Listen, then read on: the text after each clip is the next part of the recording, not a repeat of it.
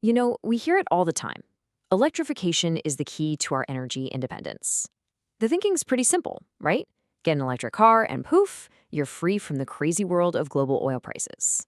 But is it really that straightforward? In this explainer, we're going to dig into the hidden truth about our power grid, and it's a truth that really complicates that nice, clean story. And you can totally see why, can't you? When gas prices are going through the roof because of some crisis halfway around the world, that EV owner looks like a genius. You feel completely walled off from the chaos at the pump. It feels like you've finally got real energy freedom. But here's the catch. That feeling of freedom, it's based on a bit of a misunderstanding. Because if you're plugging that shiny new car into the national grid, well, you haven't really disconnected from fossil fuels at all. You've just put a middleman between you and them. The story definitely doesn't stop at the wall socket. So come on, let's look behind that power plug. Where is all this electricity for our cars, our homes, our whole lives? Where's it actually coming from? The answer reveals the grid's silent but absolutely critical partner. Now, the UK has made some huge leaps in renewable energy, no doubt about it. But this reveals a fundamental truth. Gas-fired power stations are still pumping out a massive slice of our electricity, often somewhere between 30 and 40%. This isn't just a tiny backup role. This is a core, everyday part of keeping the lights on. And this chart just lays it out perfectly. I mean, look at that huge slice for renewables. That's a genuine success story, often hitting about half of our power. But you just can't ignore that other gigantic slice sitting right next to it, gas. It's the indispensable partner that steps in when the wind dies down or the sun goes to bed. And this, right here, is the crucial difference. Renewables are conditional. They're amazing, but they completely depend on the weather. Gas, on the other hand, is on demand. It's the flexible, reliable power source that can fill the gaps in an instant. And here's the real kicker. Because of how the UK's market is set up, it's often the price of gas that sets the electricity price for everybody, even when the wind is howling. So what this all boils down to is this. What we have isn't energy independence. It's really just energy dependency with an extra layer of abstraction. You're one step removed from the actual fossil fuel, yeah, but your energy security and your electricity bill, they are still fundamentally tied to it. Okay, but this reliance on gas is only one part of the story. The entire push to electrify everything is creating this massive surge in demand that our grid was just never built for. And it's fundamentally changing how the whole system operates.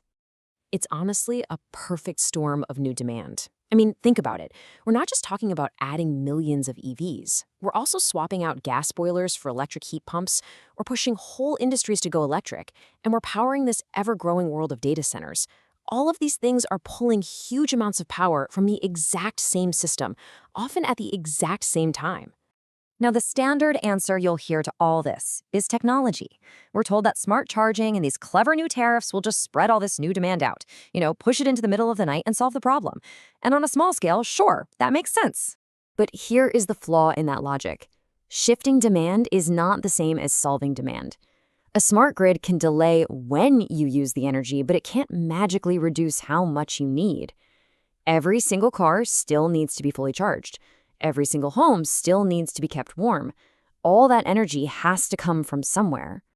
And this is what happens. Historically, nighttime was the grid's downtime. Demand was low, there was plenty of spare capacity. But in our electrified future, night becomes the new rush hour.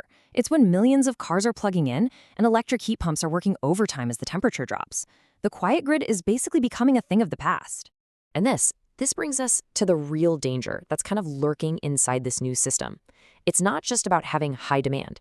It's about what happens when all those demands and a sudden drop in supply all happen at the exact same time.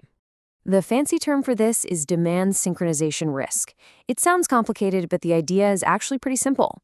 It's that nightmare scenario where everything happens at once. All the big power-hungry systems are drawing electricity at the same time, right at the moment when our ability to generate that power is stretched thin.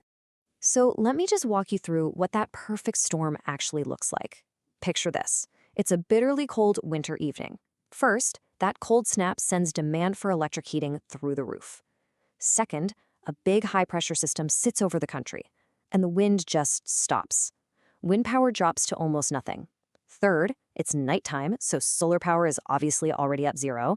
And fourth, this is the exact moment when millions of EVs are programmed to start their smart charging. And this all leads us to the central irony of this whole transition.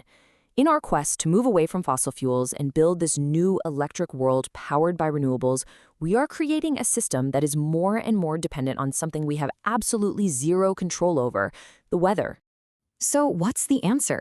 I mean, recognizing this problem doesn't mean we should just stop everything.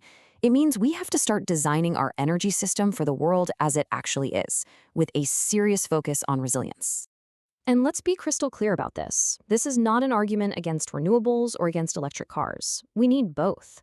It's an argument for designing a system that's smart enough and tough enough to handle the built-in vulnerabilities of those technologies. So, a more resilient system might look something like this, a two-level approach. Think of the bottom level as a strategic national backbone. Its one and only job is to guarantee security and resilience. This is where you put your stable 24/7 power sources, like nuclear, that work no matter what the weather is doing. Then, on top of that rock-solid foundation, you have the second level, a competitive, private, innovative layer. This is where the free market can go wild, driving innovation in renewables, battery storage, and smart grid tech. This way, you get the best of both worlds, the security of a stable core, plus the efficiency and progress of a competitive market. You're designing for reality. Because, the lesson we seem to keep having to relearn is this one. Energy isn't just another industry. It's not like making shoes or selling coffee. It is the fundamental system that our entire economy, our entire society depends on. If your energy isn't secure, nothing else is. So, as we wrap this all up, it really boils down to a choice. We are actively in the process of trading one kind of dependency for another, and we have to be brutally honest with ourselves about what that trade really means. So here's the trade-off, laid out as plainly as possible. The old dependency was on the volatility of global oil markets, which are driven by geopolitics.